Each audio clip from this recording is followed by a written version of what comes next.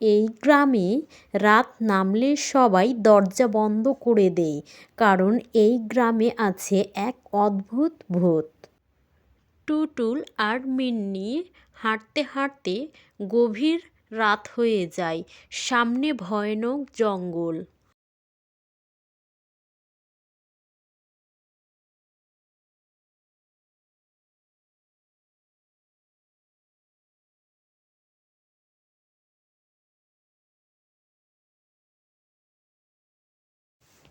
ওই টুটুল, আমার কিন্তু ভীষণ ভয় করছে এই জঙ্গলে।